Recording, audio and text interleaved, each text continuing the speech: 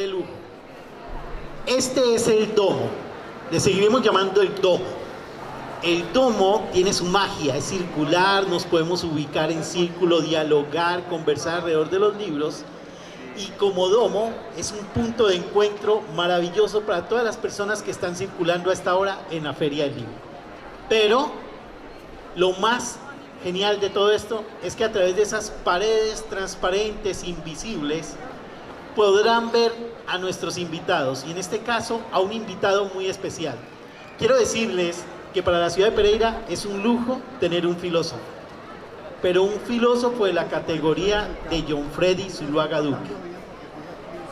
Es magíster en filosofía, tiene doctorado en filosofía, es licenciado en filosofía, ha dedicado toda su vida a la filosofía y ha logrado hacer, además de sus múltiples investigaciones, de sus publicaciones en revistas indexadas y por sobre todo de su libro Sociedad sin Alma, ha logrado incorporar la filosofía a nuestra actualidad. Hay filósofos que lo hacen y tienen una relevancia universal.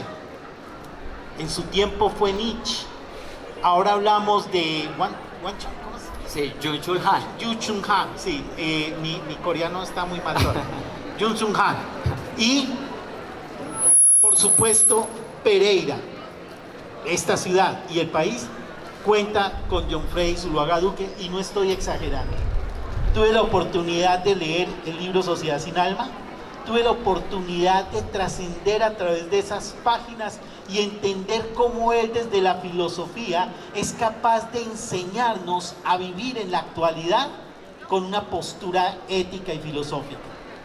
Entonces, para que ustedes comprendan la dimensión de este invitado de hoy, vamos a dejarlo en algo que él quiere experimentar y que me parece genial en el tomo, que es una charla no magistral sino interactiva con todos ustedes, de tal manera de que podamos entender un poco el sentido de la filosofía y la vida actual con Jonfredi Zuluaga Duque, a quien lo recibimos con un fuertísimo aplauso que se sienta por toda la feria. La Secretaría de Cultura de Pereira, la Biblioteca Pública Ramón Correa Mejía, les dan la bienvenida a este evento especial de la Feria del Libro con Jonfredi Zuluaga. Carlos Vicente, muchas gracias. Un saludo fraterno. Y por supuesto, yo soy el que realmente estoy muy agradecido con la presencia de ustedes. Y definitivamente la primera reflexión viene de cuenta del tiempo, de Cronos, una forma de tiempo que se nos consume en una forma lineal. Es decir, nacemos, crecemos, nos reproducimos y morimos. Que ustedes estén aquí dándome ese tiempo, para mí ya es gratificante. La segunda forma de tiempo es el aión. Es esa forma de tiempo que experimentamos de una manera natural, donde definitivamente lo que hacemos es tener una flow experience, una experiencia, como dicen los norteamericanos, donde el tiempo nosotros no tenemos sentido de él. O sea, gozamos de la experiencia. La tercera forma del tiempo es el kairos. Es el momento oportuno, con las personas adecuadas, bajo las señales o las circunstancias que son coherentes con lo que queremos. Y eso me tiene muy feliz. Entonces, lo primero es, muchas gracias. Lo segundo, es un conversatorio, así que por favor, levanten la mano, hagamos opiniones, preguntas sobre la sociedad sin alma. Voy a hacer un intro de 10 minuticos y a partir de ahí empezamos en contexto a hablar de la sociedad sin alma. Número 1, datos para que nos pongamos en contexto. La pandemia, la COVID-19, nos deja a la fecha aproximadamente registrados en los sistemas de salud mundiales 7 millones de muertos. 7 millones, como ir a Bogotá y básicamente sentir que la humanidad perdió 7 millones de nosotros. Terrible, porque después de la pandemia viene una nueva pandemia, lo que yo he denominado la DEA, depresión, estrés y ansiedad.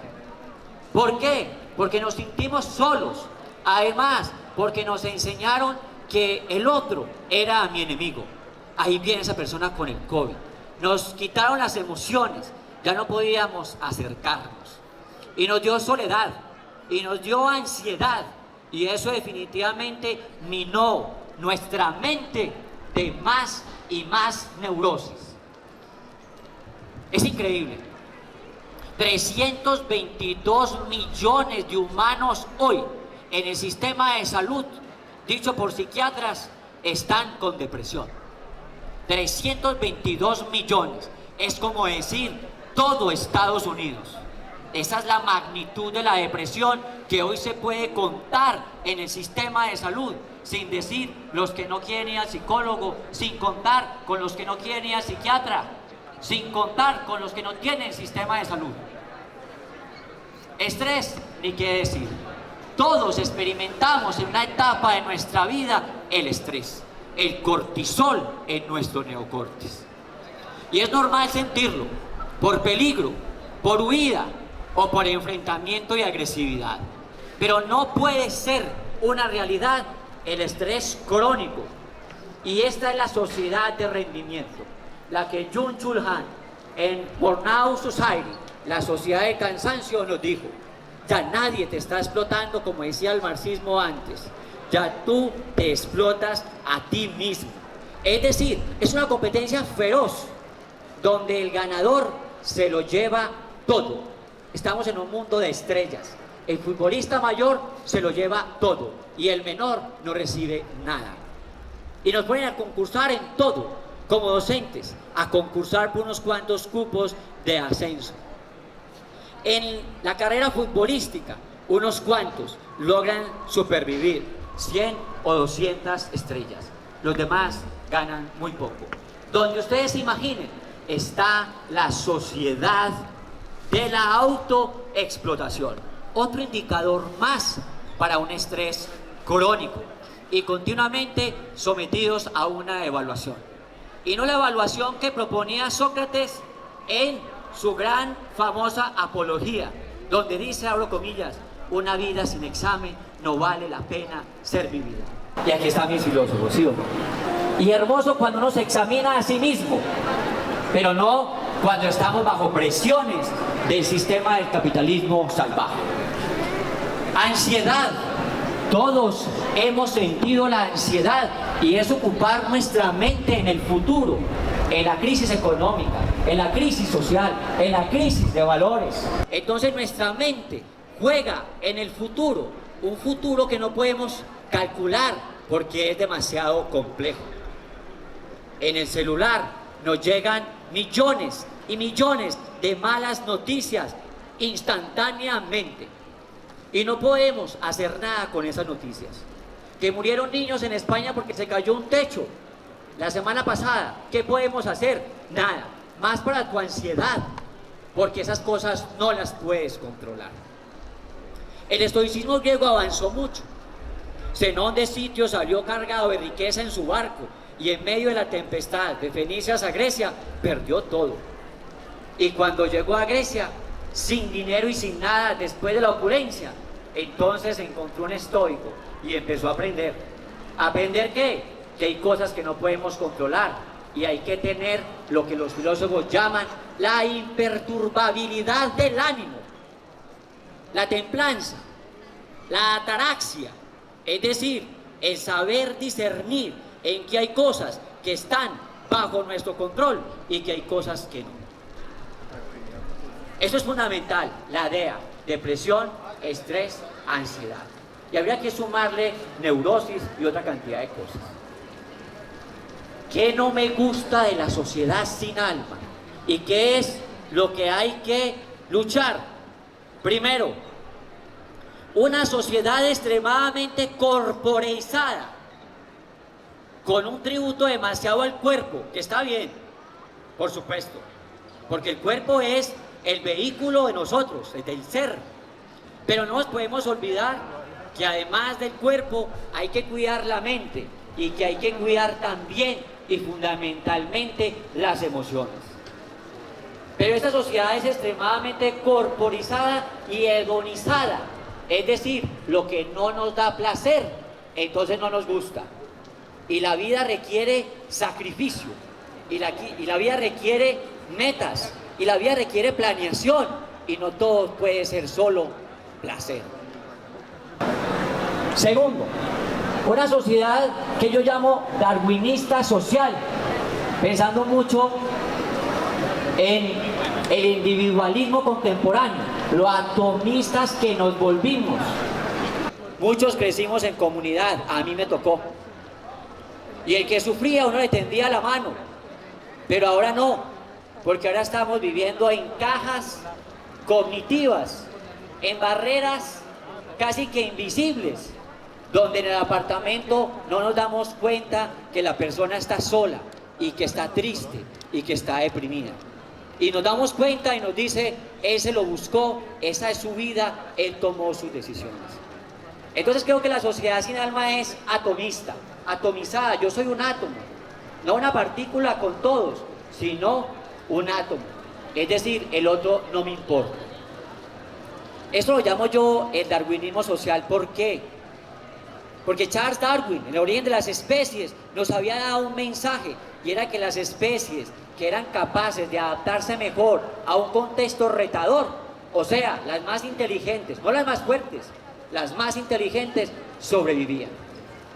Pero eso lo llevaron a la sociedad de hoy, y entonces nos toca ver que ya no pasa solamente en los animales, sino que nosotros nos vemos a nosotros mismos desde el darwinismo social, diciendo, sálvese quien pueda.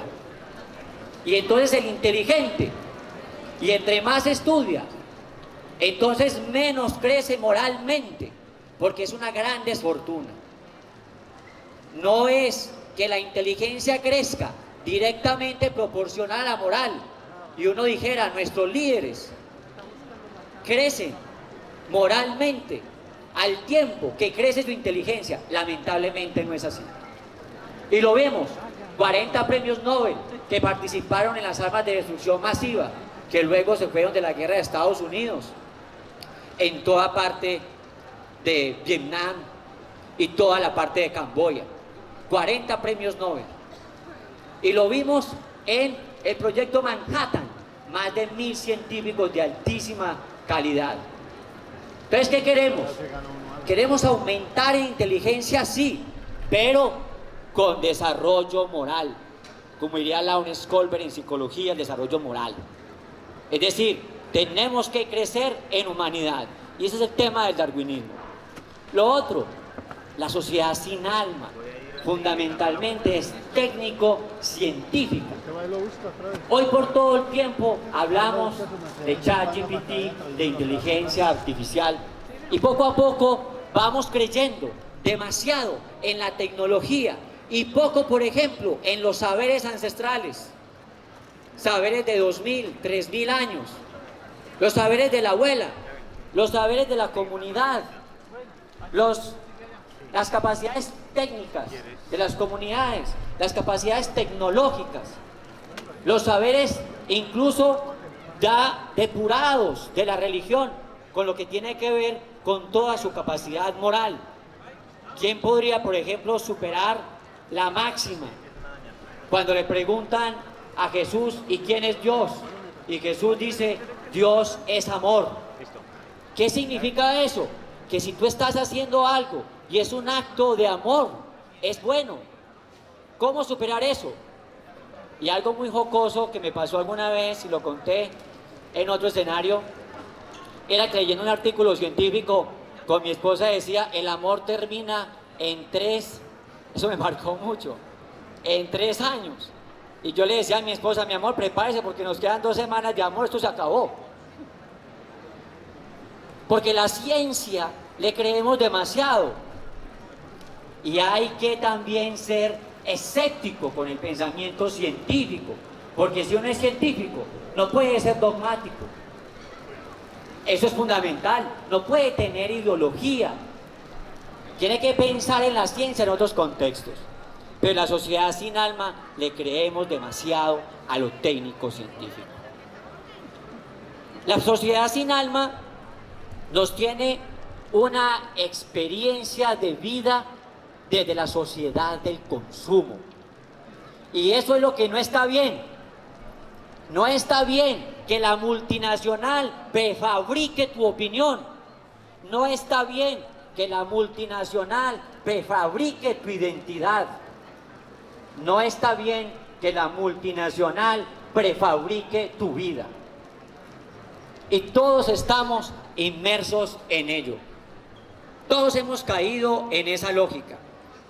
En algún experimento veía yo en Estados Unidos, en conferencias TED, Technology, Entertainment, Design, para mí el mejor portal de divulgación científica, le colocaron unos circuitos a unas personas para que vivieran comúnmente su vida y encontraron eso. Las personas viven en sus casas gigantes solo en 55 metros cuadrados. Pero nos metieron la idea en la cabeza, nos hicieron Inception, que teníamos que tener grandes espacios, 100, 200, 300 metros, cuando solo vamos a vivir en 50. Y lo digo porque a mí me ha pasado. Ya sabemos dónde vive uno. Uno vive en la cocina, en su habitación y en el otro lugar que ya saben cuál es. Pero la sociedad del consumo nos dice, no tiene plata, tranquilo, BBVA siempre adelante, nos presta por 30 años. Es decir, tú le prestas tu confianza, le das tu vida y luego suben las tasas de interés. No tú, un banco central. No el Banco Central, los que manejan el dinero a nivel internacional. Entonces, siempre estamos presas, desafortunadamente, de fuerzas que no comprendemos y que nos moldean. Ahí vimos algunos memes. Apple 15 es igual al Apple 14, solo que vale $300 más. Terrible, porque estamos financiando innovación y tecnología, perfecto. El Apple 16 más Plus tiene esta nueva innovación, perfecto. Pero lo mismo, con más dólares. Esa es la sociedad del consumo. Respuestas que plantea una sociedad sin alma. Desde el pragmatismo coloco algunos atisbos, pero sin dogmatismo, diciendo, estas cositas me funcionaron a mí y de pronto le sirvan a otros. Ejemplo, propongo que uno debe enseñar a lo más lindo de papá, a lo más lindo. Hay que tener una coraza. Y yo digo, hay que crecer en lo que los griegos llamaban phronesis, sabiduría, para discernir lo que está bien de lo que está mal, lo que es correcto de lo que es incorrecto, de lo que es verdadero de lo que es falso, porque estamos en el momento de la posverdad, donde la inteligencia artificial ya está produciendo más rápido que uno. Segundo, propongo que hay que retornar a la fortaleza, es decir, al valor, a tener la fuerza de decir, frente a la sociedad de consumo, yo voy a hacer un consumo razonable, un consumo inteligente, un consumo sostenible, un consumo donde le declare la guerra a la obsolescencia programada, a la obsolescencia acelerada y a la obsolescencia instantánea. Un producto donde yo compre calidad y buena relación costo-beneficio, y donde yo compre ambiente y protección ambiental, donde yo compre sostenibilidad. El consumo sí, pero no así, ¿cierto? Es consumo con razonabilidad. También propongo que definitivamente hay que controlarnos en la templanza. Miren este dato tan terrible. 11 millones, o sea, más que Bogotá o su zona metropolitana, murieron en el año 2022 de hambre, más enfermedades generadas por el consumo no saludable, porque algunos youtubers dicen que comer saludable no es costoso. Mentiras, comer saludable cuesta mucho. Entonces, por hambruna, desnutrición y no comer los nutrientes que se deben, murieron 11 millones que están contabilizados en las estadísticas. Es una sociedad sin alma de la gula, donde 53% de cada norteamericano sufre de obesidad, pero donde la gente muere de desnutrición. Entonces hay que ser templado, y quiero que eso lo podamos enseñar. Pues a mí me ha funcionado, me funcionó en mi vida, y es lo que yo propongo. La justicia, por ejemplo, la otra de las virtudes fundamentales. ¿Qué es la justicia? Pues de alguna manera es pensar jurídicamente en ciertas formas de equidad, en ciertas formas de igualdad de oportunidades, en ciertas formas de que una persona pueda acceder a los bienes de la cultura y que no sea un privilegio. Y además, también digo las 3 virtudes cardinales: fe, esperanza y caridad. Miren, si nos levantamos por la mañana y no creemos que con nuestra acción individual podemos cambiar o mejorar el mundo, no se levante. ¿Para qué? La motivación es fundamental en la historia de la vida humana individual. Los ciclos motivacionales empiezan así. Usted se levanta por una motivación, por unos fines. Si no consigue la meta, se frustra. Ahora gestione la frustración. Pero si usted cree que el mundo va peor, ¿para qué se levanta? ¿Para qué es médico? ¿Para qué es ingeniero? ¿Para qué es docente? ¿Para qué es trabajador? No tiene por qué. La esperanza no se puede perder. Lo enseñaron los griegos con su caja de Pandora. Pandora liberó todos los males, pero al final conservó la esperanza. La fe, hay que tener un vínculo. Y ese vínculo tiene que ser una fuerza que lo excede a usted. Llámelo universo, no conocido. Usted verá qué nombre, con qué, no, es que no se puede nombrar. Usted verá qué categoría inteligible le da en su cabeza. Pero usted debe tener una conexión hacia el infinito, hacia algo que lo excede. Y ahí voy a las palabras de Blaise Pascal, que me ha marcado para siempre. Cuando tú te comparas con el todo, con el universo, eres la nada. Pero cuando te comparas con la nada, eres el todo. Así que debemos ser conscientes de cierta relación con el ser que nos excede.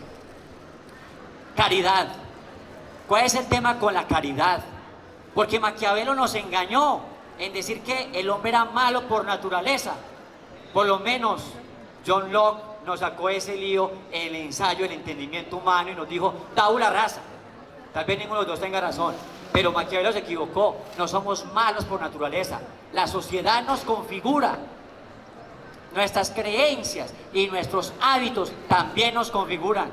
Si usted cree que el amor existe, tiene razón. Si cree que el amor no existe, también tiene razón. Así que tenga cuidado con lo que cree, porque la creencia es delimitante. Y en la tercera parte, mire, se puso de moda en Harvard University la cátedra de la felicidad. 70 años estudiando a la misma gente que lo hacía feliz. Después Yale, cátedra de la felicidad.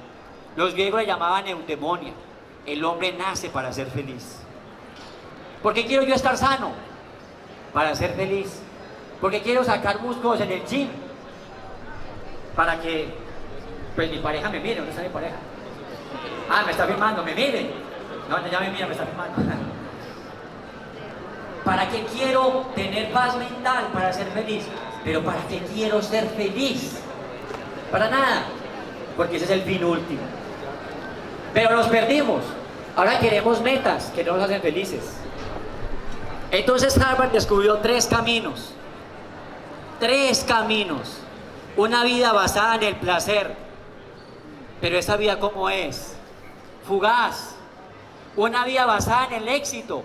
¿Cómo es la vida basada en el éxito? Es una vida donde usted nunca está completo, porque usted no se goza el proceso. Usted quiere un final que nunca llega. Y la tercera vía la que analizaron esos 70 personas que durante muchos años vivieron en diferentes contextos en Estados Unidos. Una vida significativa. Los norteamericanos le llaman meaningful life, una vida con significado. Es para usted que tiene significado. Para mí tiene significado ser un divulgador del conocimiento, porque siento que cuando las personas conocen, pueden tomar mejores decisiones. Esa promesa me la hizo Aristóteles cuando entré a la facultad y tuve que decidir entre si economía o filosofía. Luego mi vida me llevó por las dos. Pero en ese tiempo, cuando tenía 17 añitos, me tocó definir por la filosofía. Aristóteles me hizo una promesa.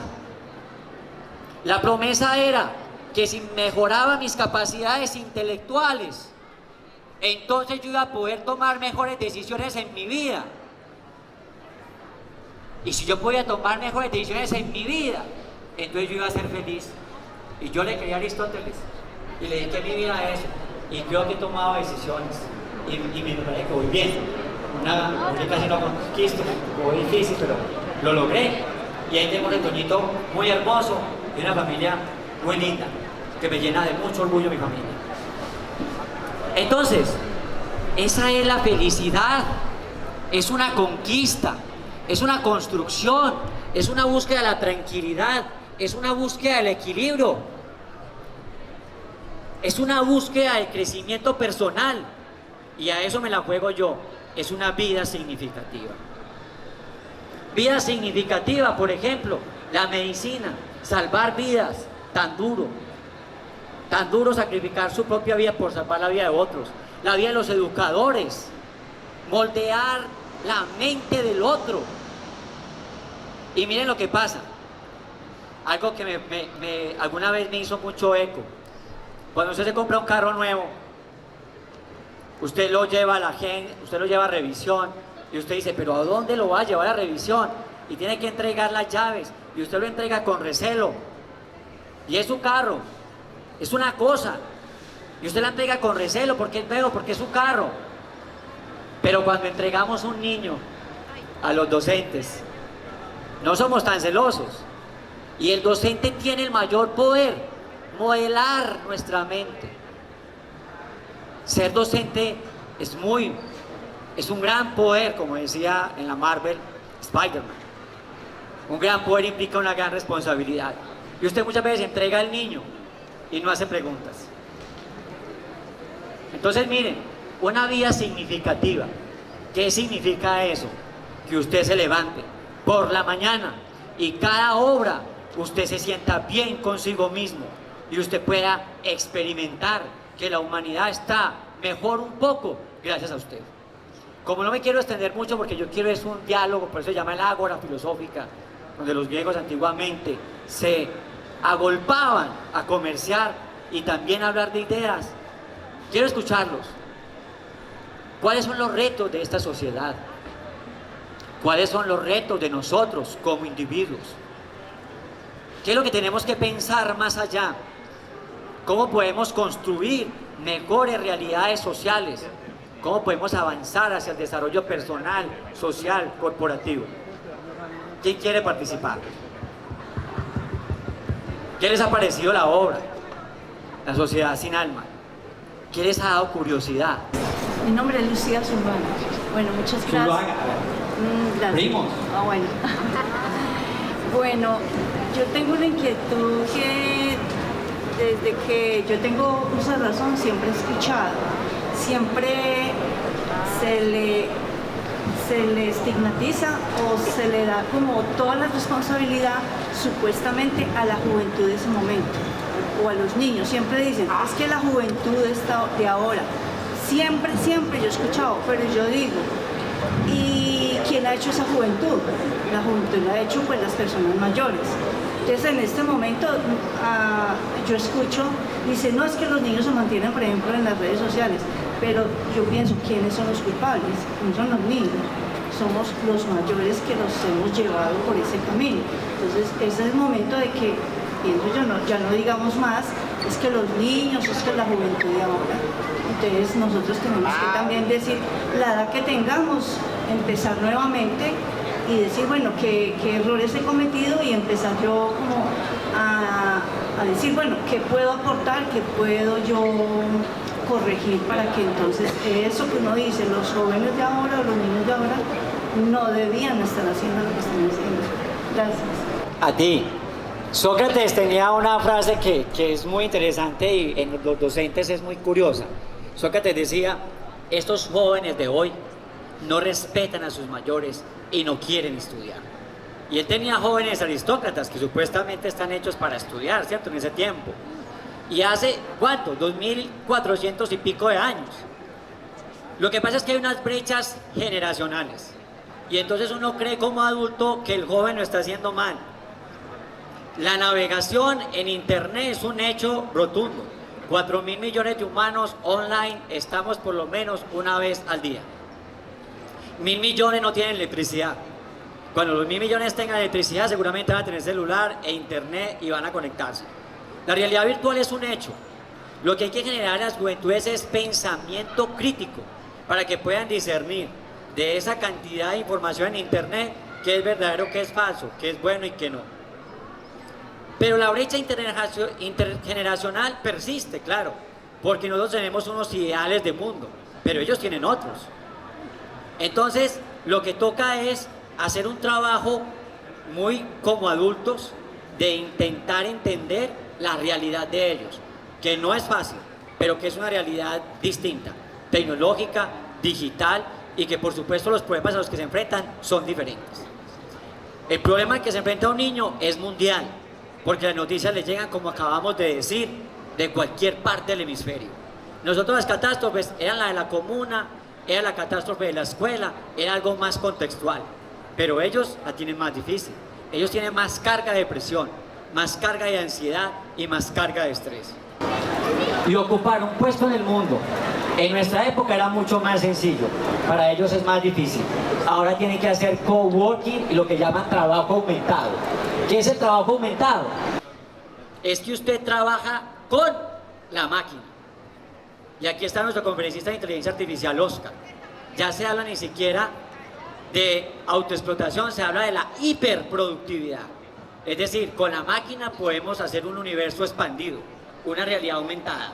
Esa es la realidad de ellos. A mí me parece que tienen un poco más difícil, pero son muy sagaces y yo confío en que van a hacerlo mejor. Como educadores nos toca una tarea muy difícil, intentar conectar con ellos, porque ya de alguna manera estamos en una brecha muy, muy grande. Pero ese es el reto. 2.000 millones de jóvenes en el planeta. El planeta es muy joven. ¿Qué más? ¿Qué les ha generado la obra? Sí, bien pueda.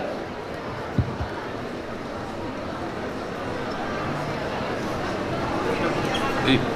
Bueno, a mí me gustaría hablar acerca de qué enseñanzas nos podrías dar de los filósofos estoicos, hedonistas, ¿cierto? De la filosofía antigua, para traer esos consejos a la actualidad, ¿no? En la sociedad que estamos teniendo ahora, como lo describe Byung-Chul Han, ¿no? Surcoreano, que es una sociedad consumista líquida, ¿no? Que se está consumiendo poco a poco a través de la tecnología, el capitalismo. ¿Cómo podrías traer esas enseñanzas ahora en el mundo actual en el que estamos viviendo, ¿no? Y para aplicarlo también a la innovación de la inteligencia artificial y la era de los trans, ¿cierto? Que es también un reto para los futuros educadores, ¿no? Y para los padres también. ¿Cómo podemos traer esas enseñanzas de esos filósofos hedonistas, ¿no? De los estoicos, de los escépticos al mundo actual? Muchísimas gracias. ¿Cuál es tu nombre? Santiago, muchas gracias. Santiago, el estoicismo es algo históricamente impresionante. ¿Por qué? Porque Marco Aurelio fue 19 años gobernador del Imperio Romano cuando Roma estaba en su furor. Para que venga a crear una filosofía que nos dice justamente en las meditaciones, no se preocupe por el futuro, entre otras cosas. Séneca fue un senador con demasiado poder y demasiado dinero, y hizo sus cartas. Zenón de Sitio, como ya lo expliqué al principio, Otro que tenía mucho dinero fue comerciante hasta los 40 y pico, hasta que se le perdió toda una tempestad. El único que vivió como esclavo y en la pobreza fue Epicteto. El único. Pero en resumen, ¿qué significa el estoicismo? Significa que hay cosas que podemos controlar, cosas que no. Y para eso hay que generar discernimiento. ¿Qué está bajo tu poder y qué no?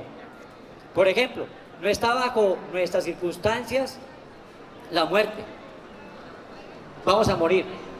Algunas enfermedades las catalizamos nosotros, pero como somos seres vivos nos llega también la enfermedad y la calamidad, la tragedia. Y hay que aprender a gestionarla. Por eso dice que el estoico casi que se vuelve un cínico en decir, tengo que soportar lo que no depende de mí. Segundo, las motivaciones extrínsecas y las intrínsecas. ¿Qué dice un estoico? La motivación que tú debes seguir es la intrínseca, la que nace de tu ser, no la que le impuso la multinacional o la que le impuso la familia o el contexto. Entonces es fundamental que usted discerna su deseo de dónde nace, de usted mismo o se lo impusieron los amigos, de usted mismo o se lo impuso Apple, o se lo impuso Suzuki, o se lo impuso otra multinacional. Tercero, las virtudes que ellos proponen una vida virtuosa. Yo una vez dije en un salón de clases, por favor, me alza la mano una persona virtuosa. Y todo el mundo se quedó así. No porque no fueran virtuosos, para nada, sino porque el término está hasta en desuso.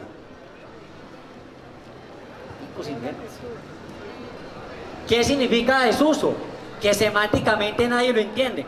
Pero, ¿qué es la virtud en ellos? La virtud, muy parecida a todo el pensamiento socrático, es la templanza, es las facultades de la inteligencia, es el valor y es actuar conforme a la naturaleza. Definitivamente eso sí lo podemos traer, pero hay que volver a estudiarlos. ¿Qué es lo que estoy haciendo yo? Yo hago un ejercicio, todos los días monto un reel en mi plataforma, en YouTube, en TikTok, en Facebook, y coloco una frase de filósofos, entre ellos muchos estoicos, y la comento para hacer divulgación. Si ahorita quieren, hay un separador del libro con el PQR, ahí me sirvió como propaganda, y pueden colocar en el pantallazo, y yo todos los días voy a colocar un Reels. Ahí voy en el 122, entonces también hay que leer esas obras, hay que leer las cartas, las meditaciones, hay que leer Epicteto, hay que leer a Zenón de Sitio, claro, hay que volver a traer esa realidad que nos sirve hoy. ¿Sí? Sí. Bueno, muy interesante lo de que estamos perdiendo la identidad frente al consumo. Y pues yo lo hablo desde mi campo, desde las artes. Yo también creo que se han perdido muchos saberes que antes hacíamos, por ejemplo, con las manos. El ser humano no solamente piensa con su cabeza, sino que piensa con sus manos. Y hemos perdido como esos tipos de pensamiento sensible que también nos acercaban con otras personas.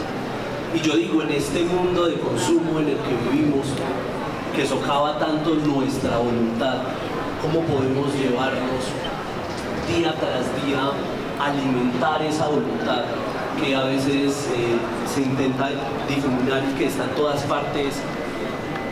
Como cuando uno intenta comer bien, por ejemplo, pero en los lugares donde vive uno solo hay un tipo de comida, o sea, se está cerrando el sistema para que uno solamente pueda tomar un tipo de decisiones, y cada vez es más difícil luchar todos los días para mantener fuerte esa voluntad y construir uno con sus manos su propia identidad. ¿Qué consejo práctico nos daría, maestro, para llevar al día a día, para mantener esa experiencia cuerpo y mente activa sin que caigamos a veces sin darnos cuenta? Carvajal, muchas gracias. Me voy por lo práctico. Allá está lo más lindo de papá, Isabel Sofía. En estos días hizo un reel sobre planeación personal estratégica. Ella de 8 añitos hizo su plancito, porque es que es una trampa. Yo en mi billetera llevo mi plan de desarrollo personal estratégico. Lo hago cada año y lo reviso cada 6 meses. Tengo mi planeación financiera, tengo mi planeación corporal, tengo mi planeación mental, tengo mi planeación emocional, porque uno a veces se queda cojo. Yo a mi esposa cuando empecé el doctorado le dije, mi amor, modo zombie lunes a viernes. Pero sábado y domingo lo que quieras tú, mami, manda. Es decir, uno tiene que casi que hacer un mapa de cómo es que va a navegar en una ruta donde puede ser náufrago. La identidad personal se toma por las decisiones que Jay llamaba las 3D: deseo, determinación, disciplina. Significa que tienes que elegir en ese futuro a través de un plan lo que vas a hacer con tu vida. Y significa que a veces está perdiendo uno y hay que mirar. Por ejemplo, yo en mi plan debo publicar el libro de la segunda parte de esto, que es de inteligencia emocional, que se llama La Tragedia. Sufrir y resurgir, el arte de transformar la tragedia en trascendencia. Y tengo que sentarme cuando quiero ver una serie que me encanta y decir, no, pero es que mi plan está adelantándole un poquito al libro. Porque si uno no hace una bitácora, se pierde. Entonces, hay que practicar el hábito. Para mí la relación es creencia, hábito y transformación de vida. Lo voy a decir en forma muy oriental. Por acá está Diana, que siempre me ha ilustrado mucho en la parte oriental y eso me encanta. Mire la parte oriental lo que nos enseña. Tú eres el profundo deseo que te impulsa. Tal como es tu deseo, es tu voluntad. Tal como es tu voluntad, son tus actos. Y tal como son tus actos, es tu destino. Y termino entonces Carvajal con la voluntad de poder de Federico Nietzsche. Las 3 transformaciones. Mire, fundamental. Y a mí me pasó. Primero, uno es, dice Nietzsche, en Aseo de Zaratustra, como un camello. Es el deber. Y uno es, haga esto y haga aquello. Y uno, sí señor, claro que sí. Y entonces el papá haga esto, luego la escuela, luego el trabajo, luego el jefe. Hasta que llega un momento donde uno dice, no más. No más. Y uno queda la segunda transformación. La segunda transformación es la del león. Uno se vuelve un rebelde. Y uno dice, pues ya no más con jefes, hago mi propio emprendimiento. Hasta que se quiera la primera vez. Pero esto es el león, furioso, bárbaro, con rugido como Leonidas allá en la tierra de los Termópilas, los 300. Y después uno dice, pero tanta rebeldía, pero tanta lucha, pero tanto cansancio. ¿Sabe qué? Voy a vivir tranquilo, voy a vivir más relajado. Y eso se llama tener la inocencia del niño. De la misma que habló incluso Jesús. Volver a la inocencia. Dejar que la realidad también haga lo suyo. No forzar tanto las cosas. Es la tercera transformación. Eso es lo que nos lleva a la voluntad de poder. ¿Qué es la voluntad de poder? Abro comillas, un poquito raro va a sonar esto. ¿Qué es la voluntad de poder? Imprimir al devenir. El carácter del ser es la máxima voluntad de poder. ¿Qué significa eso? Que uno tiene que ordenarle al futuro que se comporte como usted quiera. ¿Y para eso qué? Planeación personal estratégica. ¿Qué días? Todos los días. Todos los días hay que hacerle caso al plan de desarrollo personal estratégico. Y cuando falla, porque la realidad falla, yo le digo a mi niña, ¿cuántos planes hay que tener, mi amor? ¿Dónde está lo más lindo de papá? Mi amor, ¿cuántos planes hay que tener? A, B, C y todo el abecedario. Porque ¿cómo es la vida? Contradictoria, paradójica, dinámica, flexible, azarosa, cruel. Entonces, ¿cómo tiene que ser usted? Tiene que ser muy templado y tiene que tener varios planes. Para eso que nos dio la divina providencia, 100.000 millones de neuronas. ¿Para qué es eso? Pausarlos. ¿Sí o no? Termino con Confucio. Siempre hay que tener para tomar decisiones la cabeza fría, el corazón ardiente y la mano extendida. No tomar ninguna decisión con la cabeza prendida. No tomar ninguna decisión sin sensibilidad en el corazón. ¿Para qué? Y no tomar ninguna decisión si al final eso no redunda en beneficio para alguien. ¿Qué más les ha generado la sociedad sin alma?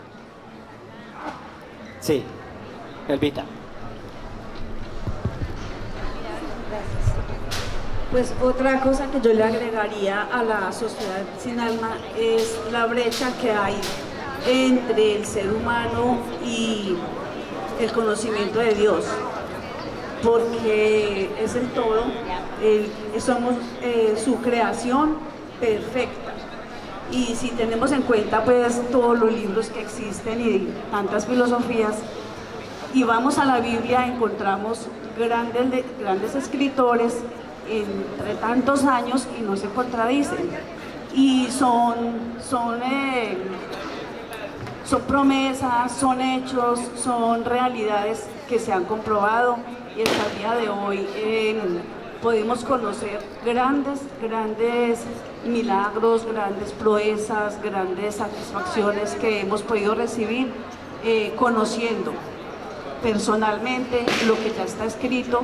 Y por ejemplo, en mi caso, yo puedo dar testimonio de muchísimos hechos en que Dios ha revelado su ser, porque ese es lo que Él hace a través de lo que dejó escrito, a través de todos sus autores, quién es Él, cómo es Él y para qué creó al ser humano. Entonces, cuando la sociedad conoce quién es y quién es Dios, quién es su creador, ese conocimiento de sí mismo lo va a llevar a todo eso que usted nos está indicando, que estoy muy de acuerdo con esa visión que nos da de lo que es el ser humano y por qué debe ser tan organizado. Dios es un Dios muy organizado también, y lo que podemos verlo en sus libros. Es que la Biblia no es un solo libro, son muchos libros que están allí en ese compendio, donde podemos ver en todas estas épocas de la humanidad cómo no se contradicen.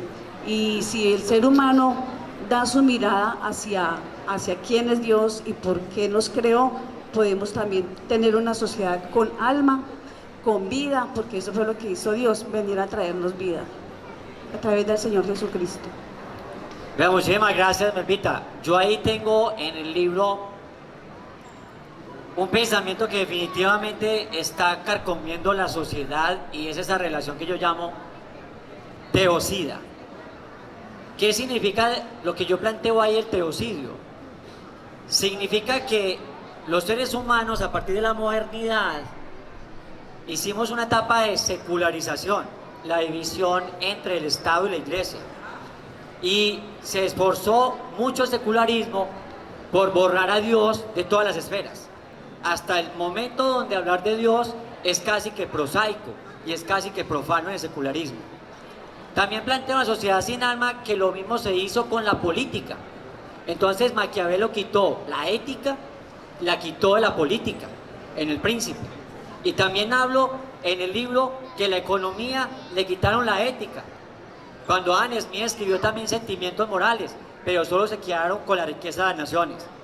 Y también digo que Hans Kelsen, en Teoría Pura del Derecho, quitó del derecho la concepción de la justicia. Entonces yo llamo iucida. Mataron a Dios, ¿cierto? Teocida. Mataron la justicia, iucida. Mataron la ética en la economía, ecocida. Y mataron en la política, policida, el concepto ético.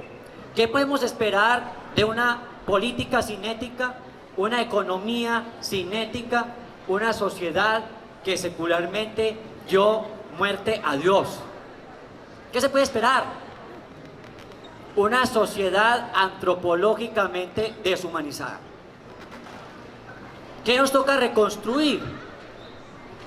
Nos toca reconstruir axiológicamente esos sitios comunes, esos principios comunes para el cristianismo, para el budismo, para el hinduismo, para el judaísmo, para las religiones, donde estamos de acuerdo en amarnos los unos a los otros, donde estamos de acuerdo en la reciprocidad y en la solidaridad.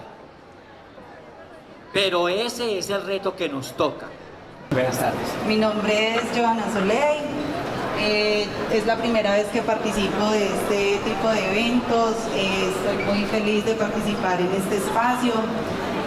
Ya casi nos íbamos a ir para nuestro pueblo cuando pasamos y lo vimos a usted acá en esta actividad. Gracias, Le dije a Sol. mi compañera, Nata, venga, participemos un ratico, porque cuando estábamos esperando en la entrada, usted estaba hablando, creo que con una estudiante, y le estaba comentando acerca de la obra La Sociedad Sin Alma. Estábamos al lado esperando que nos dieran la entrada, cuando usted le explicaba un poco a la estudiante sobre cómo esa sociedad sin alma estaban conduciendo a ese estrés y a esa ansiedad en la cual están muchas personas actualmente. Ese es el Kairos, entonces estábamos en el momento indicado. Sí, observaba un poco y partiendo del título de la obra, no la conozco. Aquí está, sirve como propaganda también, vean. Es bueno que la lean, la compartan, la reflexionen. Muchas gracias. Partiendo del título de la obra y pues a raíz de lo que han opinado muchas personas acá y que son admirables, porque se nota también que leen mucho acerca de filósofos y también hacen lectura acerca de esas vidas y esos contextos que los rodean, y que pues no yendo muy lejos habrán similitudes, habrán particularidades y diferencias. Nosotros somos de un pueblo de acá de Risaralda, ustedes viven acá en la ciudad y pues... ¿De qué pueblo? De Quinchía, Risaralda.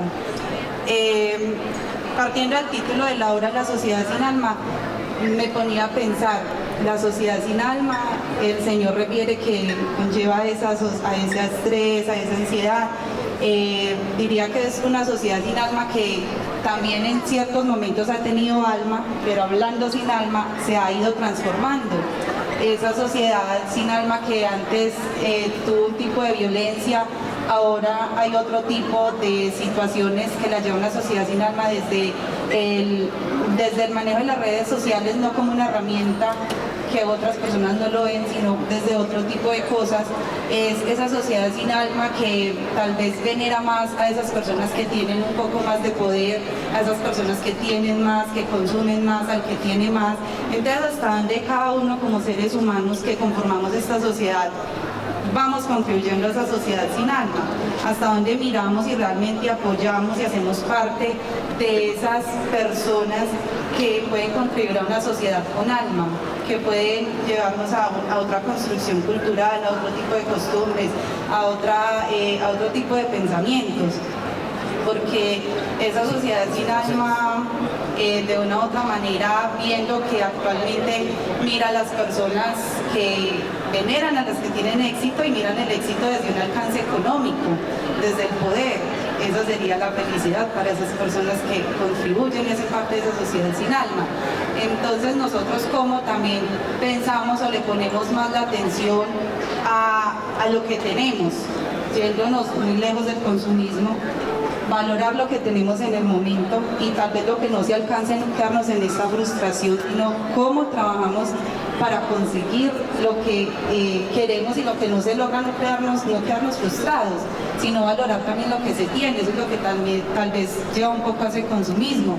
La semana pasada hay una noticia que en otro país muchas personas se empujaban por comprar la última versión del iPhone, pero hasta donde en otro espacio la gente también está formando tumultos por leer, por compartir otras cosas para ayudar a quienes más los necesitan. Pues es un poco, puede que se aleje o puede que no. Muchas gracias por este espacio. No, aquí Zulma, me dice, ¿cierto? Joana Soler. Soleil y Natalia. Bueno, hay varias cosas. Lo primero, la construcción del individuo, la persona humana, es fundamental en una sociedad sin alma. Quien debe definir qué es éxito eres tú, y todos y cada uno. ¿Por qué sucede eso? Porque estamos, como dice Joseph Stiglitz, el premio Nobel de Economía, en la brecha de la desigualdad, en la dinerocracia. O sea, manda el que tiene dinero, ¿sí o no? Entonces el que tiene dinero coloca las reglas, pero ¿cuánto dinero es suficiente para tener éxito? Entonces, la definición del éxito tiene que ser algo más integral, ¿sí? ¿En qué sentido? En mis emociones, en mi cuerpo, en mi mente, en mis relaciones con el otro, en mi desarrollo profesional, en mi conexión con el infinito. Es una forma holística de entender el éxito. ¿Pero quién la define? Uno mismo. Porque si Por ejemplo, en la dinerocracia dice, es que un ultra rico es el que puede comprarse un avión privado que vale 120 mil millones de dólares. O sea, 130 mil millones de pesos, 30 millones de dólares, un ultra rico. Entonces una persona dice, yo quiero ser exitoso, con esa definición. ¿Qué le toca hacer para tener 30 mil millones, para perder 30 millones de dólares, 120 mil millones? ¿Qué le toca hacer? Y cuando el dólar sube a 5 mil, entonces ya son 150 mil millones. Entonces el éxito es una construcción de cada uno, pero como uno está online, todo el tiempo comparándose con otros, es ahí donde el concepto del éxito se tergiversa. Y es donde hay que definitivamente volver al pensamiento crítico, volver a la autenticidad, volver al autocontrol y volver a la autonomía, como yo planteo pues ahí en Sociedad Sin Alma, ¿cierto? Pero muchas gracias por esa reflexión. En la sociedad de consumo, el lavado de cerebro es muy fácil, porque ellos tienen el dinero a través del medio, a través de la plataforma, a través del contenido. Por eso se llama economía de la atención. Ya el dinero es la atención que nosotros prestamos, porque eso luego se vuelve monetario, se monetiza. Oscar. Gracias. Buenas tardes. Desde las líneas de Sociedad Sin Alma, que es un libro muy interesante, te lo recomiendo porque es muy interesante. Y bajo esas líneas de la perspectiva de felicidad, que allí en ese escrito podemos identificar que es el cuerpo, la mente y el espíritu, puede uno determinar muchos tipos de felicidad. Y espero que con la pregunta que le voy a hacer al doctor Zuluaga, no meterlo en aprietos, pero desde una perspectiva, digamos, disruptiva y de lo que está generando hoy en día la sociedad día tras día frente a los cambios evolutivos que se han dado en materia tecnológica. Y quisiera conocer del doctor Zuluaga la perspectiva frente a la identidad que cada ser humano tenga, pero que hoy en día a través de la inteligencia artificial se está dando unos escenarios que de alguna u otra manera muchas personas quisieran escudarse o estar detrás de ella para crear una identidad. Sería, digamos, un concepto que uno diría, desde mi perspectiva errado, considerar de que de pronto una inteligencia artificial te pueda generar pensamientos o te pueda generar una identidad particular que desde cualquier punto de vista sería erróneo, desde mi parecer. Gracias. Oscar, muchas gracias. Bueno, en el caso de la inteligencia artificial es mucho más práctico en este momento de lo que nosotros estamos conscientes. La inteligencia artificial es la que define qué vamos a ver hoy en Netflix, según los me gusta que le hemos dado. La inteligencia artificial es la que decide qué ruta vamos a tomar hoy a la casa. La inteligencia artificial, cuando decimos a ChatGPT quiero ir al Mediterráneo, hágame el plan, ella es la que va a decidir dónde me voy a hospedar, qué ruta voy a tomar, qué lugares voy a visitar. Es decir, es inteligencia artificial la que me dice a qué hora debo comprar los boletos y en qué compañía me debo ir, según los criterios que yo supuestamente elijo. Entonces la inteligencia artificial sí está modelando ya mi identidad personal, porque es a través de mis gustos como la inteligencia artificial me manda en su feedback, me manda la respuesta. Y uno generalmente, ¿qué hace? A los algoritmos le cree. Cuando uno está buscando las compras que hace por Amazon o por Mercado Libre, ¿quién le selecciona los productos? El primer filtro, una inteligencia artificial. O sea, decide qué nos ponemos, decide qué vemos, decide qué escuchamos. Yo en mi carro pongo YouTube y siempre me salen las mismas canciones, pues porque la inteligencia artificial me la responde y me gustan tanto que yo digo, pues, ¿qué voy a elegir yo? Entonces, la inteligencia artificial sí está modelando nuestra identidad personal. Y lo otro, todos tenemos un ego demasiado desarrollado. Khalil Gibran en El Profeta y el Loco, creo que es en El Loco, habla de los 7 egos. Uno se pone un ego para el trabajo y se comporta en el trabajo de una manera, otro ego en la familia, otro ego en la empresa, Otro ego con los amigos. Uno tiene muchos egos, ¿cierto? Y la inteligencia artificial va a ser nuestro propio ego. Cuando ponemos un filtro, por ejemplo, a mí no me gusta que me pongan filtros, salgo con cara de bebé. Y yo digo, ¿por qué la inteligencia artificial va a mostrar mi identidad personal como no es? Y eso lo define. Ahora, los avatares son más complejos. Cuando las personas entran en la realidad aumentada es más complejo, porque uno decide en la realidad virtual su identidad personal con relación a lo que la máquina le señala. Ya tiene que tener 2 metros de altura, tiene que tener este cuerpo, tiene que tener este peinado.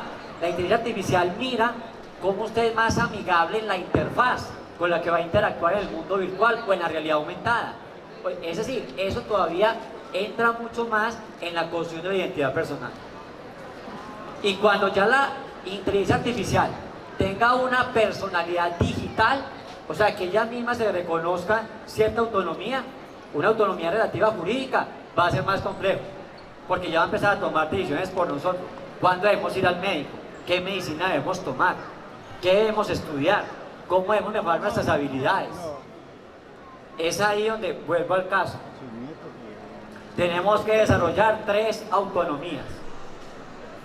La primera, autonomía intelectual. Pensar nosotros y ayudar, y con la máquina, lo que nosotros pensamos, que la máquina nos ayude a elegir, pero con lo que nosotros pensamos previamente. Segunda, autonomía moral, que las decisiones éticas las tome yo, no lo que un algoritmo pretenda que yo debo actuar, porque usted también le aparece todo el tiempo. Done, ya, me colocaron la banderita, gracias.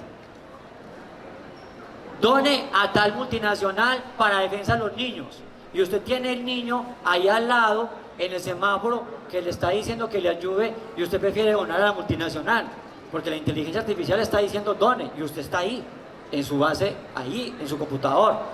Entonces, la autonomía moral, usted es el que tiene que tomar las decisiones, no la inteligencia artificial. La otra, la autonomía social. Como usted se desenvuelve en el mundo y la función que quiere cumplir en el mundo debe ser suya, no lo que la inteligencia artificial diga, porque la inteligencia artificial calcula el mercado laboral y dice, pero es que a usted le falta en inglés en C2, apenas lo tiene en C1.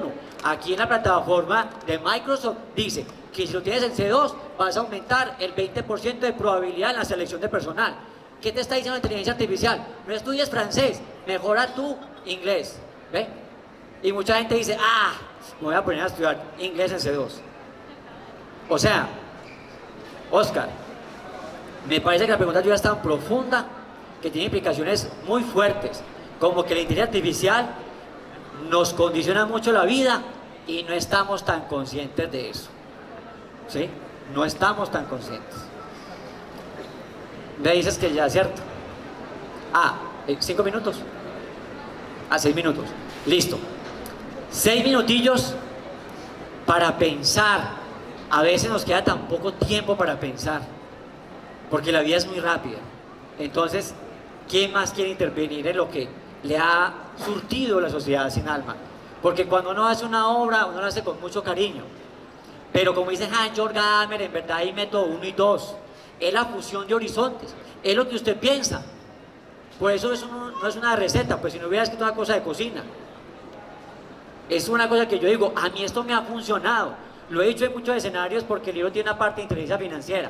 A mí me encanta, he probado muchas reglas financieras, pero a mí la que más me ha resultado es 80-30-20, es 50-30-20. Es una receta, ¿cierto? Viva con el 50%, el 30% para desarrollo humano y el 20% siempre para inversión. Páguele a su yo futuro primero. Le llegó el sueldo, haga lo que sea, pero saque el 20% e inviértalo. Y eso lo he hecho desde, bueno, ya ni me acuerdo porque ya tengo mi edad, pero más que todo edad. Bueno, nos quedan unos minuticos. ¿Qué otra cosa les ha llamado? ¿Quién puede? O sea, en la sociedad sin alma yo hago una reflexión. Gracias. Y es, por ejemplo, sobre el COVID-19. ¿A cuánta gente mataron con el COVID-19 cuando los llevaron a las UCIs? ¿Y a cuánta gente están asesinando con las vacunas? Porque la vacuna del COVID-19 para mí es la vacuna que mata. Es la vacuna que ha despertado enfermedades que la gente a lo mejor no habían aflorado. Entonces es la idea de unos pocos potentados de pronto para diezmar la población mundial o para por lo menos hacer un control demográfico poblacional. Entonces esa sociedad sin alma crea muchos resentimientos y crea muchas frustraciones. Yo creo que el problema más grave de la sociedad sin alma sí es ese, el que genera una conciencia colectiva del miedo. Y ese miedo, que antes lo llamamos fobia o un tipo de neurosis, en psicología hay muchos tipos de neurosis, pero esa es una. El COVID o la COVID nos generó eso. Nos implantaron el miedo. Y peor, nos implantaron el miedo de que el cuerpo del otro es mi enemigo. Y cuando nosotros somos, como decía Aristóteles hace tanto tiempo, somos seres sociales, el COVID nos separó completamente. Y lo peor, nuestras libertades individuales las redujo durante mucho tiempo. En la Facultad de Derecho lo analizamos muchas veces. Seguridad o libertad. ¿Tienen razón en coartarnos nuestra libertad si estamos en una democracia? ¿O tenemos que proteger la salud pública a costa de esa libertad? Y muchos no entendimos porque no hay tiempo. Las vacunas durante décadas tienen que hacerse experimentación, lo que llamamos evidencia empírica, observacional, contrastable en condiciones de laboratorio. Así se le dice en ciencia. ¿Teníamos tiempo para hacerlo? No teníamos. ¿Tenemos tiempo ahora? No. Entonces, las políticas públicas se tomaron sin tener en cuenta a la población. Y ahí hay que tener en cuenta una cosa muy importante: ¿cómo es que votamos? ¿Por quiénes votamos? Porque cuando nosotros votamos, damos nuestro poder a otros. Y es lo que vos dices, ¿cierto? ¿A quiénes? Generalmente a los que ostentan las capacidades, sobre todo económicas. Y ahí sí el tema se vuelve incomprensible, ¿cierto? Bueno, para mí ha sido un placer muy grande.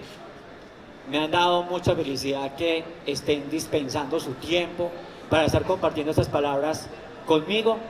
Los invito a leer, a reflexionar y a compartir La sociedad sin alma, porque creo que de nuestras capacidades internas podemos aportar mucho, desde nosotros mismos, a la familia y a nuestras comunidades.